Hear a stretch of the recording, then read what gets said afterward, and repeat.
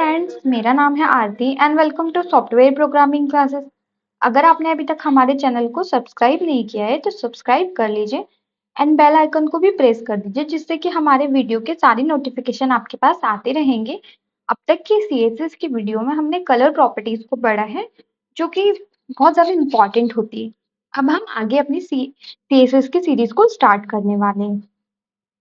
तो इस वीडियो में सीएसएस के अंदर हम पढ़ने वाले हैं कलर प्रॉप सिलेक्टर्स में हमने अब तक देखा था, जैसे कि हमारा जो भी एचटीएमएल का एलिमेंट है, जैसे सपोज हमारी H1 हेडिंग है, पैराग्राफ है, हम क्या करते थे, उस पर्टिकुलर एलिमेंट को सिलेक्ट करके उसके अंदर हम सीएसएस अप्लाई करते थे। लेकिन उसके अलावा भी और भी बहुत सारे सिलेक्टर्स होते हैं सीएसएस के अंदर। अब जनरली अभी तक हमने क्या पढ़ा था, एलिमेंट सिलेक्टर। जैसे कि यहाँ पर एग्जांपल दिया है कि हमने H1 को सिलेक्ट करा तो पर्टिकुलर H1 पे ही CSS अप्लाई होने वाला है।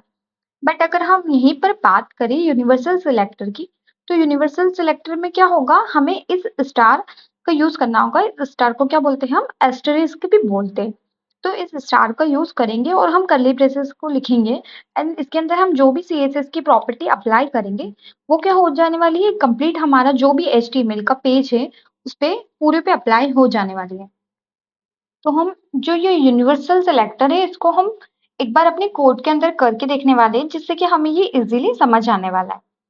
तो मैंने एक नई फाइल बना के HTML का कोड जनरेट कर दिया है, बिकॉज ये हम बहुत सारी वीडियोस में सीख चुके हैं, तो मैं इसे आपको बार बार बताने नहीं वाली हूँ। तो आप इस टाइप से एक HTML का पेज बना सकते हैं, उसमें आप कोई भी HTML के एलिमेंट को यूज कर दीजिए। देन अब हम इसमें यूनिवर्सल सिलेक्टर का यूज करके देखने वाले हैं कि यूनिवर्सल सिलेक्टर कैसे वर्क कर रहा है। तो सिंपली हमें करना क्या होगा, हमें अपने HTML CSS वाले पेज के पास जाना पड़ेगा। देन हमें यहाँ पर सिलेक्टर को सिलेक्ट करके हमें यहाँ पे कोई भी CSS की प्रॉपर्टी देना है। सपोज मैं यहाँ पे कलर प्रॉपर्टी का यूज कर लेती हूँ, कलर। अब यहाँ पर मैं कोई भी एक कलर दे देती हूँ, यहाँ पर मैं रेड कलर दे देती हूँ। तो जो हमारा रेड कलर है, जितने भी हमने अभी यहाँ पर पैराग्राफ, हेडिंग और बटन जो भी हमने बनाया था उन सभी पे अप्लाई हो जाने वाला है। तो हम इसे सेव करके एक बार चला के देखते हैं। तो सिंपली हमें करना क्या है, जो हमारा CSS वाला पेज है इसमें हम सिलेक्टर को सिलेक्ट करके कोई भी कलर प्रॉपर्टीज दे देंगे। देन अब हम देखते हैं कि जो भी हमने कलर प्रॉपर्टी अप्लाई की है वो हो रही है कि नहीं। तो आप देख सकते हैं जितने भी हमारे HTML एलिमेंट है, पैराग्राफ, हेडिंग, बटन, इन सभी पे एक ही प्रॉपर्टी अप्लाई हो चुकी है। बिकॉज अगर आप क्या करते हैं, पर्टिकुलर एलिमेंट को सिलेक्ट करते, अगर आपको सभी पे एक ही प्रॉपर्टी अप्लाई करनी है तो वो बहुत ज्यादा कॉम्प्लेक्स हो जाता। तो इसीलिए यूनिवर्स सिलेक्टर का यूज करते हैं।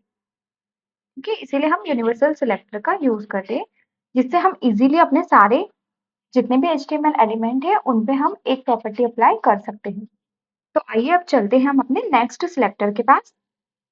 अब जो हमारा है वो है हमारा एलिमेंट सिलेक्टर। सपोज अगर हमने यूनिवर्सल सिलेक्टर का यूज कर लिया है, यूनिवर्सल सिलेक्टर का यूज करने के बाद अब हम कर रहे हैं एलिमेंट सिलेक्टर का यूज। सपोज जैसे कि हम अपने कोड के पास चलते हैं। ये है, मैंने यहाँ पर एक हेडिंग दी है H1।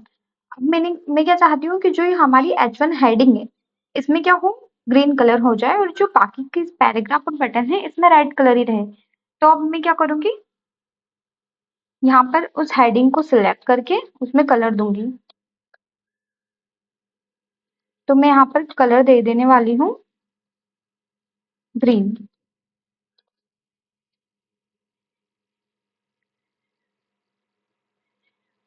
तो आप देख सकते हैं कि जो हमारी हेडिंग है H1 उसमें ग्रीन कलर आ रहा है।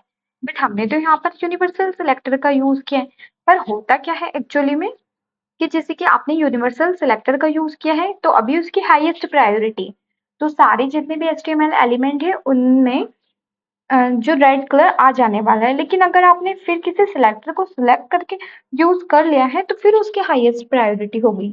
तो मतलब अब यहाँ पर क्या होगा, इस केस में जो H1 हेडिंग है इसकी हाईएस्ट प्रायोरिटी रहेगी। तो जो हमारा H1 एलिमेंट है उस पर ग्रीन कलर अप्लाई हो जाने वाला है। बिकॉज इसमें क्या होगा, जो HTML का कोड है वो ऊपर से नीचे तक रन होगा। मतलब सबसे पहले जो भी इंटरनली वर्किंग होती है उसमें वो यूनिवर्सल सिलेक्टर को देखेगा। देन फिर वो देखेगा कि हमने H1 सिलेक्टर का भी यूज किया है। देन हमने उसमें कलर प्रॉपर्टी चेंज करिए तो वो उसकी प्रायोरिटी बेसिस पे वर्क होगा। इट मीन्स आपको एक चीज याद रखनी है कि सीएसएस के अंदर आपने जो चीज बाद में लिखी है उसकी हाईएस्ट प्रायोरिटी होगी। अगर आपने यहाँ पर H1 में ही ग्रीन कलर अप्लाई कर दिया देन आपने फिर इसमें चेंजेस करने की कोशिश की तो फिर उसकी प्रायोरिटी ज्यादा होगी। ठीक है, देन हमारा नेक्स्ट जो सिलेक्टर है वो है हमारा आईडी। अब जो हमारा आईडी सिलेक्टर है उसका मतलब क्या है कि जो भी हमारे HTML के एलिमेंट्स है, जितने भी हम HTML के अंदर एलिमेंट्स का यूज कर रहे हैं, paragraph, heading, button, text field, इन सबको हम क्या कर सकते हैं, एक पर्टिकुलर आईडी असाइन कर सकते हैं। आईडी इट मीन्स कि आप कोई नाम समझ सकते हैं, एक यूनिक नेम असाइन कर सकते हैं। जैसे कि अगर हम उनको एक यूनिक नेम असाइन कर देंगे तो फिर हम जब CSS अप्लाई करेंगे तो हम उस HTML एलिमेंट का यूज ना करते हुए उसकी आईडी का भी यूज कर सकते हैं, जिससे कि हम इजीली, जैसे सपोज अगर हमारा पूरा HTML का पेज है, अब हमें क्या करना है, कुछ जैसे हमारी 4-5 हेडिंग है, उन पे हमें कोई एक कलर प्रॉपर्टी अप्लाई करनी है। तो अब क्या होगा, हम चाहे तो उनको एक आईडी असाइन कर दें, जिससे कि हम आईडी में जैसे ही CSS अप्लाई करेंगे उन सभी पे प्रॉपर्टी अप्लाई हो जाने वाली है। तो मैं आपको एक बार कोड के अंदर करके बताऊंगी जिससे आपको इजीली समझ आने वाला है। जैसे कि जो हमारी आईडी होती है उसको हम किससे रिप्रेजेंट करते हैं, हैश से रिप्रेजेंट करते हैं। और एक और सिलेक्टर हमारा होता है जहाँ यहाँ पर वो मैंने मेंशन नहीं किया है, तो मैं आपको बता देती हूँ। एक हमारा सिलेक्टर होता है क्लास। जो क्लास होता है उसको हम किससे रिप्रेजेंट करते हैं, डॉट से रिप्रेजेंट करते हैं। और जो आईडी सिलेक्टर होता है उसको हम हैश से रिप्रेजेंट करते हैं। अब जैसे सपोज हम इसको कोड के अंदर करके देखने वाले हैं। जो ये हमारी हेडिंग है, इसी टाइप से हम इसको कॉपी करके और बार यूज कर लेते हैं, कंट्रोल V, कंट्रोल V। तो हमने यहाँ पर 3 हेडिंग बना ली है। अब क्या होगा, मैं यहाँ पे इन सबकी एक आईडी असाइन कर देती हूँ। अब मैं क्या करूंगी, इन सभी की आईडी दे देती हूँ। इसकी मैंने आईडी दे दी 1, इसकी आईडी हम दे देते हैं 2 और इसकी आईडी भी हम दे देते हैं 3। अब हमें क्या करना होगा, अगर हमें CSS अप्लाई करना होगा तो हम इनकी आईडी का भी यूज कर सकते हैं। अब हम CSS अप्लाई करते हैं तो जैसे कि हमारी हेडिंग, बट बट एक चीज हम ये भी कर सकते हैं कि हम यहाँ पर हेडिंग 1 का ना यूज करते हुए जैसे हम यहाँ पर हेडिंग 2 का यूज कर लेते हैं और यहाँ पर हेडिंग 3 का यूज कर लेते हैं, जिससे कि समझने में ज्यादा आपको आसानी होगी। बिकॉज वो सेम रहेगा तो आपको थोड़ा कॉम्प्लिकेटेड लगेगा कि हमने किसको CSS अप्लाई किया है। तो अब आप देख सकते हैं ये हमारी 3 हेडिंग हो गई। अब इन तीनों हेडिंग में हमने आईडी तीनों को असाइन कर दी है। ठीक है, तो अब मैं इसमें CSS अप्लाई करती हूँ। आईडी के लिए मैंने आपको बताया था कि आईडी को हम रिप्रेजेंट करते हैं हैश से, तो मैं यहाँ पर हैश लिखूंगी। अब यहाँ पे 1 लिख दूंगी। Colour property blue.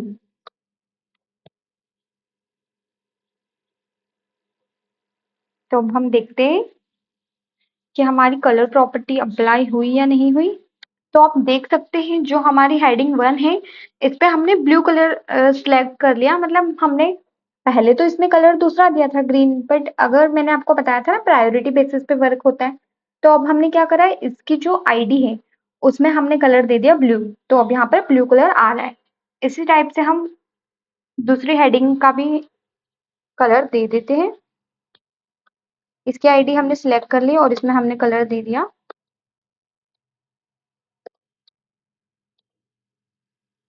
मैं यहाँ पर मैजेंटा कलर दे देती हूँ।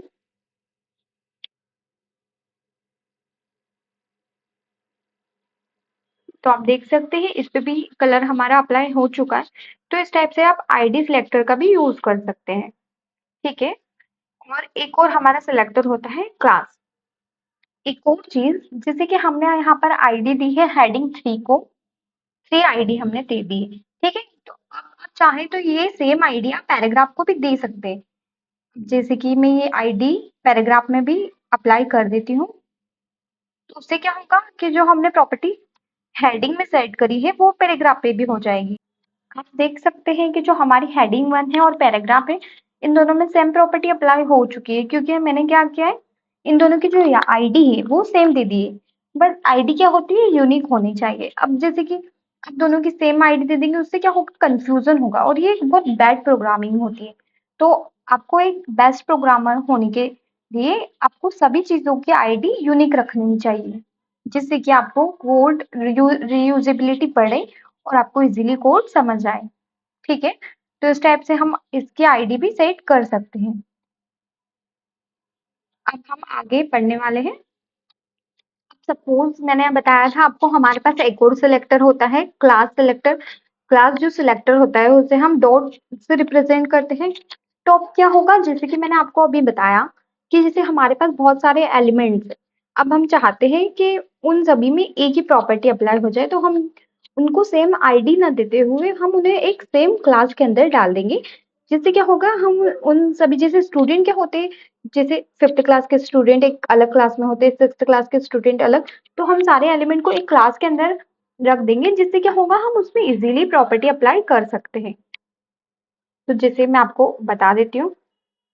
अब जैसे ये हमारा पैराग्राफ है और ये हमारी बटन है, हमें इस पे क्या करना है, सेम प्रॉपर्टी अप्लाई करनी है।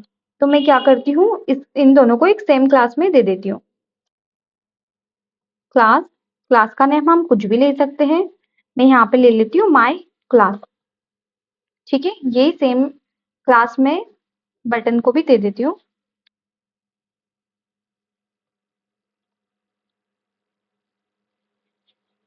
अब हम यहाँ पर CSS अप्लाई करने वाले हैं। तो मैंने आपको बताया था, जो हमारी क्लास होती है उसको हम डॉट से रिप्रेजेंट करते हैं। तो यहाँ पर मैंने डॉट लिखा। देन अब हमें क्लास प्रॉपर्टी का यूज करने के लिए हम क्या करेंगे, डॉट लगाएंगे और जो भी हमने क्लास का नेम दिया है वो लिख देंगे। क्लास का नेम मैंने लिखा है माई क्लास। ठीक है, अब मैं यहाँ पे फिर से कलर प्रॉपर्टी ही अप्लाई कर रही हूँ। मैंने यहाँ पर क्या किया है, कलर दे दिया है ब्राउन। तो अब जो हमारे पैराग्राफ है और जो हमारी बटन है, इन दोनों पे सेम कलर आ जाएगा। तो आप देख सकते हैं, जो हमारा पैराग्राफ है और जो हमारी बटन है, इन दोनों पे हमने सेम कलर अप्लाई हो चुका है। मतलब हमने इनको एक सेम क्लास में रखा था, तो जिससे क्या हो रहा है कि इन दोनों की प्रॉपर्टी सेम ही अप्लाई हो रही है। ठीक है, तो इस टाइप से आप अपनी नीड के अकॉर्डिंग किसी भी HTML के एलिमेंट को आईडी या फिर क्लास, या फिर अगर आप पूरे HTML पेज को सेम स्टाइलिंग अप्लाई करना चाहते हैं, तो उसके लिए आप यूनिवर्सल सिलेक्टर्स का यूज कर सकते हैं। ठीक है, तो आई होप कि आपको सिलेक्टर समझ आए होंगे। बाकी सारी चीजें आने वाली वीडियो में हम सीखेंगे। अगर आपको हमारी वीडियो पसंद आए तो आप इसे लाइक कर सकते हैं, हमारे चैनल को सब्सक्राइब कर सकते हैं और अपने दोस्तों में भी शेयर कर सकते हैं। Thank you for watching my video दोस्तों।